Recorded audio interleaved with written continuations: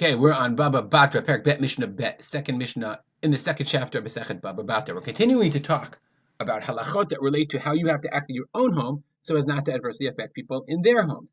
Says the Mishnah, Lo yamid adam tanur b'toch habayit. You can't put an oven in your house.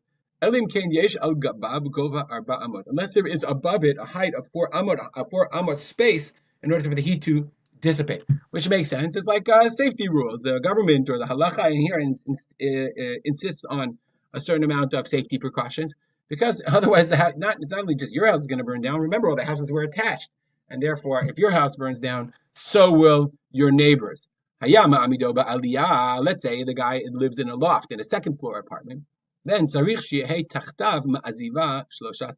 they have to worry about under what's going to be, what is the space under, like the protection, the insulation between the upper level and the lower level. We're building of wood, of thatch, of God only knows what, and it could be extremely dangerous. So you have to have a ma'aziva. Ma'aziva, okay, is the tiach sheltit, the layer of mud, of dirt, shloshat tvachim. Meaning, remember we said you would have the beams. We learned this in the last Masechta, that we learned, like, if in the end of Masechta Baba Metzia, let's say you had two houses and the bottom guy and the roof falls out, so you have the beam level, and then they would have another layer of dirt.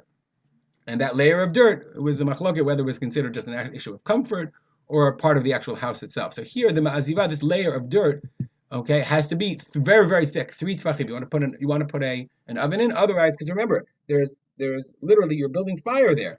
In order for that to be safe, you have to put in these 3 tvachim. Ubakira, and that's with a tanur. Tanur was like a larger oven that they had. Kira was like a smaller oven, a smaller thing, an enclosure that they had.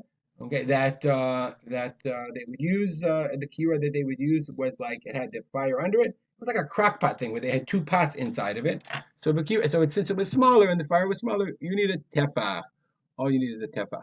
Okay, ve'im hizik, and if you cause damage, mishalei mashi hizik, meaning even with all those precautions, let's say even if you had 3 tvachim, if the place goes up in fire, you're responsible for the fire.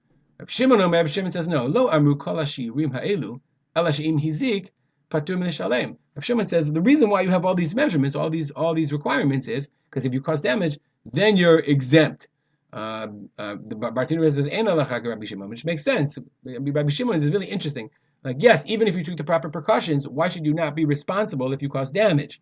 Your actions still cause damage. Whereas Rabbi Shimon says, I guess the precautions are there to make sure that you're acting appropriately, and any damage that would be caused, I assume he would say, is some kind of onus, some avoidable damage, because you followed the precautions appropriately. Right, we'll stop here as we do dedicate our learning to the memory of my father, Harav Simcha Ben Yitzchak.